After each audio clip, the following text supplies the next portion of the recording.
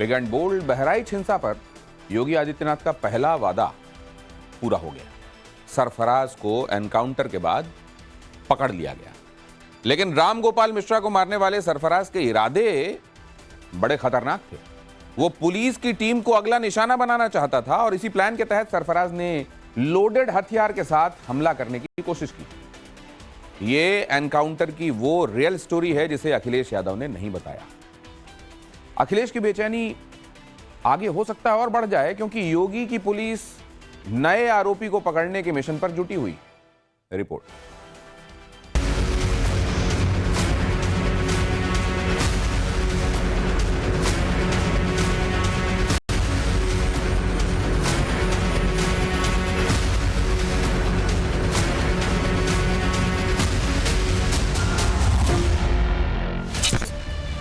बहराइच के गुनहगार का हिसाब किताब हो गया। जिस सरफराज ने राम गोपाल मिश्रा को गोली मारी, 100 घंटे के भीतर योगी की पुलिस ने उसका एनकाउंटर कर दिया। सरफराज उर्फ रिंकू नेपाल भागने की फिराक में था।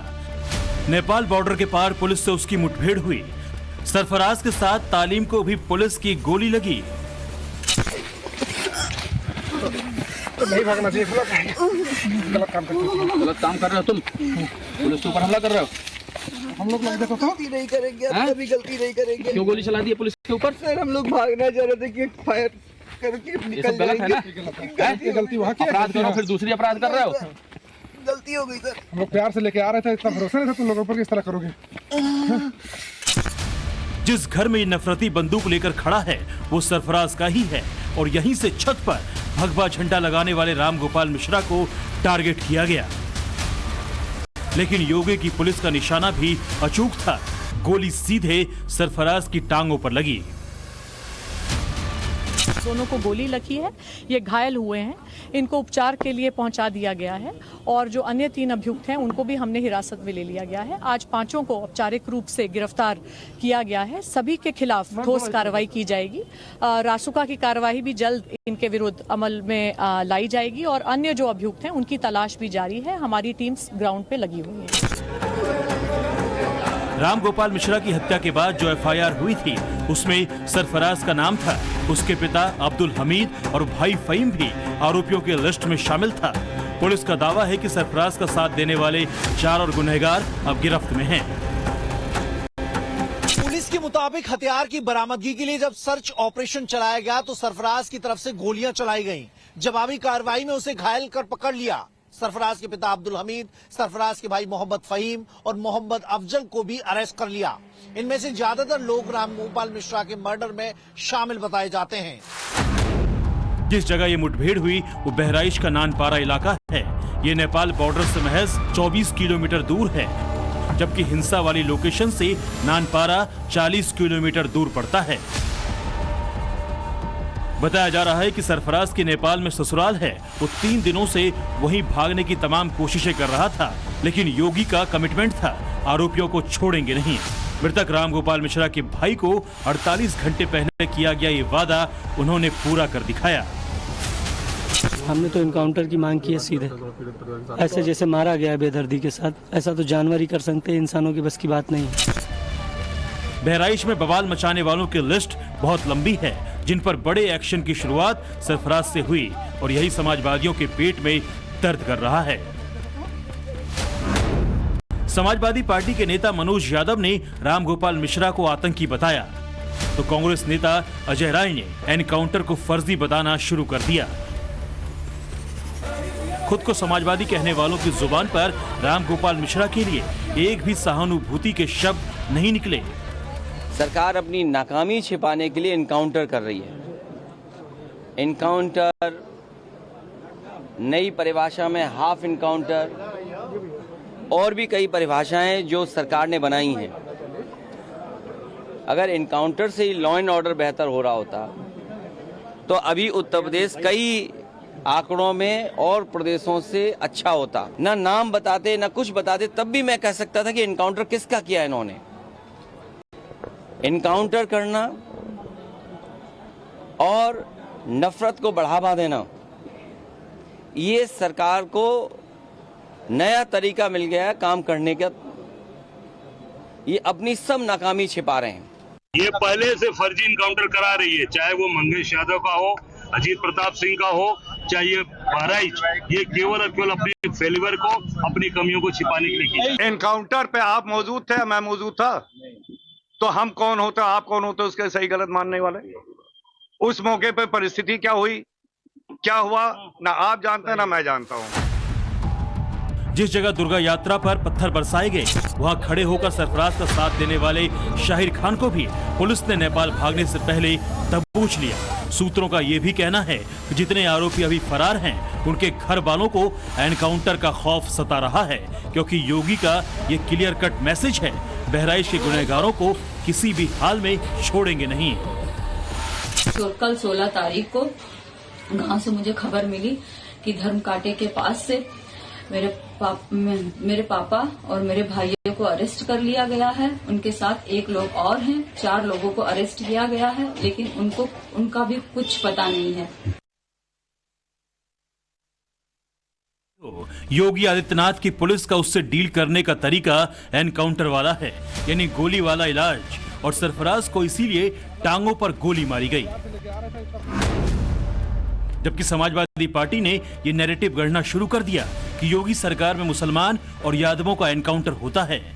योगी को एंटी मुसलमान बताने वाली थ्योरी बतानी शुरू कर दी है। हिंदुओं की एकता में जाति के जरिए फूट डालने वाला एक्सपेरिमेंट किया जा रहा है। आरोपी का सरनेम देखकर बोलने वाले सपाइयों के एजेंडे को योगी सरकार फौरन ही एक्सपोज भी कर रही है। अखिलेश अपनी राजनीति साधने के लिए इसे हाफ एनकाउंटर बताते हैं, लेकिन इस फैक्ट को क्यों छिपाते हैं कि सरफराज ने लोडेड हथियार से पुलिस पर भी हमला करने की कोशिश की। अखिलेश सरफराज पर एक्शन में नफरत का एंगल खोजते हैं, लेकिन राम गोपाल मिश्रा की मौत में उन्हें सरफराज की नफरत क्यों नहीं दिखती। अखिलेश जो मैसेज मुसलमानों तक पहुंचाना चाहते हैं, उसमें वो कुछ हद तक सफल हो गए। लखनऊ से 700 किलोमीटर दूर बैठे अजमेर की अंजुमन कमेटी के सचिव सरवर चिश्ती ने सपाइयों की तरह ही बहराइच में मारे गए हिंदू युवक राम गोपाल मिश्रा पर सवाल उठाए। बहराइच में आप मुसलमानों के घर पे एक नीचे भीड़ खड़ी है, डीजे बज रहा है, मुसलमानों को अनाप शनाप कहा जा रहा है, घर पे चढ़ के हरा झंडा उतार के मुसलमानों का और भगवा झंडा लहराया जा रहा है, तो फिर फूल तो बरसेंगे नहीं। जो हुआ तो यही होना था। न्यूटन्स लॉ ऑफ मोशन है, for every action there is equal and opposite reaction. ये कुदरत का कानून है। जब पुलिस के ऊपर कोई पुलिस पकड़ने जाएगी, अगर कोई पुलिस के ऊपर गोलियों की बौछार करेगा, तो पुलिस जो है उसको जो है माला पहनाएगी या फूलों की वर्षा करेगी। पुलिस हमेशा उनको गिरफ्तार करने का, अपराधी प्रवृत्ति के लोगों को गिरफ्तार करने जाती है। अगर वो हरकत करते हैं तो पुलिस की तरफ से फायरिंग होती है। वो चाहे मरे, जिंदा या मुर्दा, उनको पकड़ना है। अपराध अगर करना है तो अंदर जमीन के अंदर रहना पड़ेगा या ऊपर जाना पड़ेगा, या तो जेल में, और नहीं तो कायदे से जिस तरह कानून चल रहा है 7.5 साल से, उसी तरह प्रदेश में व्यवस्था रहनी चाहिए। पैर में गोली मारी गई दोनों आरोपियों के, क्या कहेंगे? इस नाते मारी गई है कि उनको पकड़ करके और सबक सिखाया जाएगा। अभी तो गोलियां लगी है ना, और कुछ लगेगा। बहराइच की हिंसा को दंगों में कन्वर्ट करने की पूरी प्लानिंग थी, लेकिन योगी की पुलिस ने ऐसा नहीं होने दिया। ADG law and order Amitabh Yash खुद मौके पर मौजूद थे।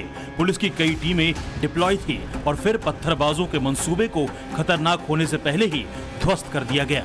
सूत्रों का दावा है कि सरफराज और उसके साथियों को भगाने की कई कोशिशें हुई, लेकिन यूपी पुलिस ने नेपाल बॉर्डर के पास अपना पहरा सख्त कर दिया था। बुधवार तक इंटरनेट सेवा पूरी तरह डाउन रखी गई थी, ताकि किसी बाहरी शख्स से संपर्क ना कर सके। सरफराज के जितने भी ठिकाने हो सकते हैं, वहां उसे सर्च किया गया और फिर हत्याकांड के 100 घंटे के अंदर पुलिस की पकड़ में आ गया। बेटे के पिताजी का फोन आया था। उन्होंने कहा कि जैसा कि सरकार ने हमको आश्वासन दिया था, योगी जी ने कहा था कि पूरी सरकार आपके साथ खड़ी है, आपके साथ अन्याय हुआ है।